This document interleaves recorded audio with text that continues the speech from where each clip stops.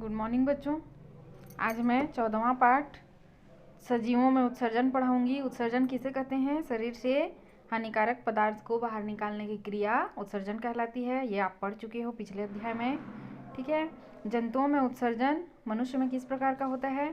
मनुष्य में उत्सर्जन की क्रिया के लिए एक विशेष तंत्र होता है जिसे उत्सर्जन तंत्र कहा जाता है।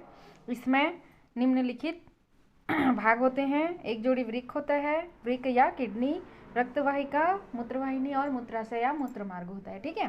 तो वृक्क का क्या काम है? सबसे पहले तो जान लो वृक्क क्या होता है। वक्ष गुहा के नीचे रीढ़ की हड्डी के दोनों ओर सेम के बीच की आकृति का होता है, लाल रंग का होता है। ठीक है। और इसका काम होता है रक्त का शोधन करना या रक्त को छानना।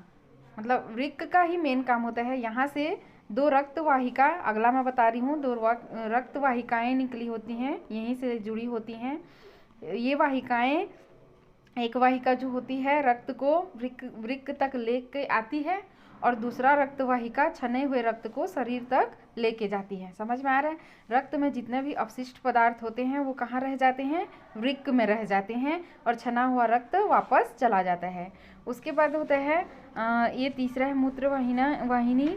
इसके भीतरी भाग में एक एक वृक्क के भीतरी भाग से एक एक मूत्रवाहिनी निकलती है जो वृक्क से छने हुए मूत्र को मूत्राशय में पहुंचाती है।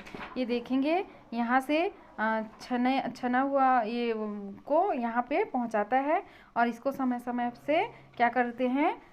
शरीर से बाहर निकाल देते हैं। ठीक है। शरीर में मूत्र बनने की क्रिया मतलब कैसे बनता है? देखो हमारे शरीर में जो होता है, जब प्रोटीन का पाचन होता है तब अमोनिया गैस बनता है। ठीक है। और अमोनिया गैस बहुत ही ज़्यादा हानिकारक होता है, इसको शरीर से बाहर निकालना बहुत ही आवश्यक होता है। ठीक है।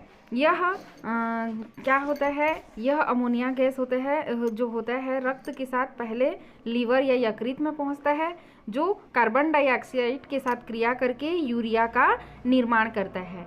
ठीक है। अब यूरिया जो है रक्त के द्वारा वृक्क में पहुंच जाता है और वहां से छनकर मूत्र के साथ शरीर से बाहर निकल जाता है। ठीक है। समझ में आया? प्रोटीन का जब पाचन होता है अमोनिया गैस बनता है। ये अमोनिया गैस किसके साथ क्रिया करती है? यकृत में कार्बन डाइऑक्साइड के साथ क्रिया करती है और यूरिया का निर्माण करती है जो मूत्र के द्वारा शरीर से बाहर निकाल दी जाती है। इसके अलावा हमारे शरीर में और कौन कौन से उत्सर्जी पदार्थ बनते हैं? देखो शरीर में कुछ हानिकारक पदार्थ आहार नली के द्वारा बनता है। ठीक है। जिसको हम मल के साथ बाहर निकालते हैं। कार्बन डाइऑक्साइड और जल वाष्प, इसको हम सांस के द्वारा बाहर निकालते हैं। और त्वचा के द्वारा क्या निकलता है? पसीने की ग्रंथि से पसीने के साथ लवण निकल जाता है जो कि शरीर के लिए अनुपयोगी होता है। ठीक है। समझ में आया क्या क्या चीज़ बनता है? अब है कुछ जंतुओं में उत्सर्जी पदार्थ शरीर से बाहर किस प्रकार निकाल ले जाते हैं। स्थलीय जंतु यूरिया को मूत्र के रूप में बाहर निकालते हैं। ठीक है। लेकिन कुछ ऐसे भी जंतु होते हैं जो तरल मूत्र का उत्सर्जन नहीं करते हैं, जैसे छिपकली, सांप, कबूतर, तिलचट्टा आदि। ये अमोनिया को ठोस यूरिक अम्ल में बदल देते हैं, जिससे ये जंतु ठोस रूप में यूरिक अम्ल का उत्सर्जन करते हैं। आप देखे हो ना, छिपकली कभी पानी नहीं पीती है क्योंकि उसको पानी की ज़रूरत होती ही नहीं है, और वो जब मल त्याग करती है तो वाइट दिखता है, वही यूरिक अम्ल होता है, उसका उत्सर्जी पदार्थ होता है। ठीक है। वैसे ही जो पक्षियों का बीट होता है, कुछ सफ़ेद और कुछ काला रंग होता है। सफ़ेद वाला जो होता है भाग वो यूरिक अम्ल का होता है और काला भाग भोजन का अपशिष्ट पदार्थ होता है। जलीय जीव जैसे मछली, शरीर में बनने वाली अमोनिया सीधे पानी में घुलकर उत्सर्जित हो जाती है।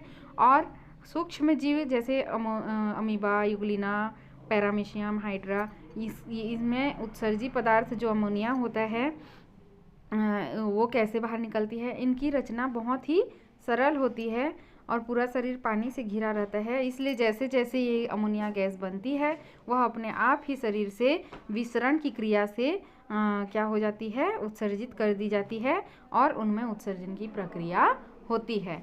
ठीक है। तो इस प्रकार क्या होता है? जंतुओं में उत्सर्जन की क्रिया होती है।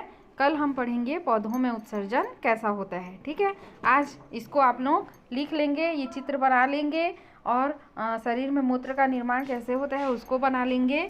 और यहाँ पे कुछ छिपकली सांप किस प्रकार मतलब उत्सर्जन करते हैं उसको भी आप लोग लिख लेंगे, ये इम्पोर्टेंट है। ठीक है, बाकी नेक्स्ट क्लास में।